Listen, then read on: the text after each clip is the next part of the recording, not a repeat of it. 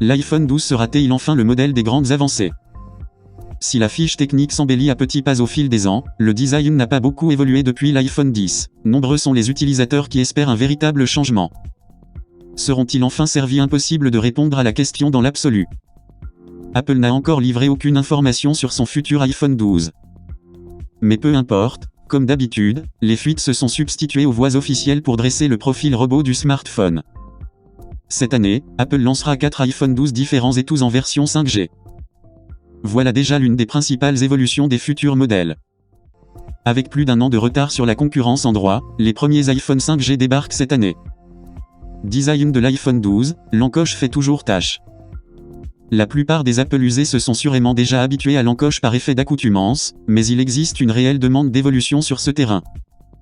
Apple aurait-il enfin trouvé le moyen de se débarrasser de l'encoche? Si les fuites parlent d'un système innovant permettant de déplacer les capteurs Face ID dans un module périscopique en miniature, la technologie, si elle est vraiment en développement, ne devrait pas porter ses fruits dans l'immédiat. On retrouvera donc la même encoche des derniers iPhone, mais il se murmure qu'elle serait de taille réduite sur l'iPhone 12. Ce serait déjà ça de prix. Quant à l'arrière du smartphone, on devrait retrouver le nouveau conteneur carré des capteurs photo introduits depuis avec les iPhone 11, 11 Pro et 11 Pro Max. iPhone 12, une version plus compacte dans les cartons. Il reste encore bien des nostalgiques de cette époque où l'iPhone ne mesurait que 4 pouces de diagonale. Parce que tout le monde n'est pas forcément à l'aise avec les smartphones géants comme des mammouths, Apple fait de plus en plus honneur aux modèles plus compacts. Ainsi, après l'iPhone SE 2020, la firme de Cupertino lancerait cette année un iPhone 12 plus petit que d'habitude. Sa taille est de 5,4 pouces. Comme souligné plus haut, Apple lancera 4 variantes de l'iPhone 12 qui se déclinent plus précisément comme suit. iPhone 12, 5,4. iPhone 12 Max, 6,1.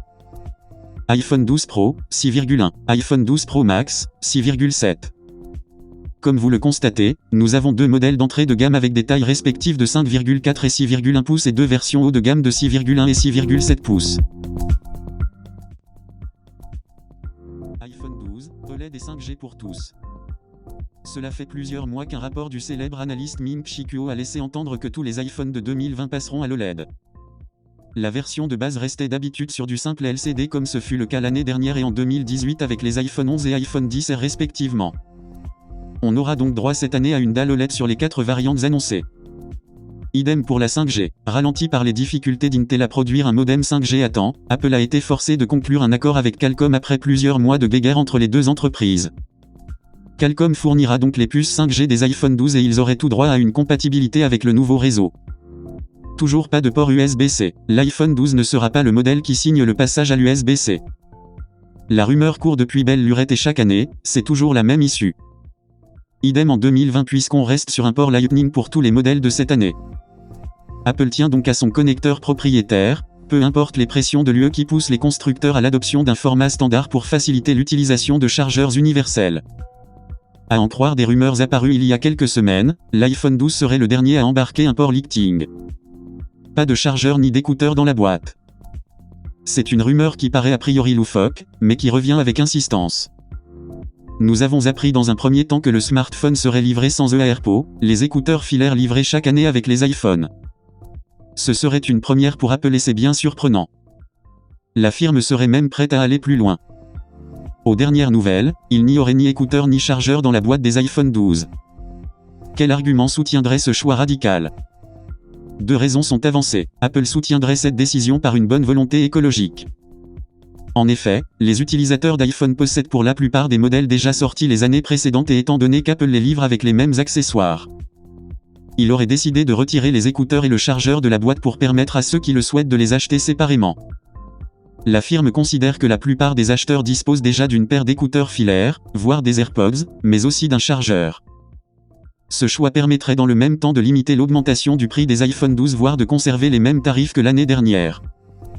Précisons toutefois qu'en Europe, une réglementation contraignante devrait forcer Apple à inclure les accessoires concernés dans la boîte.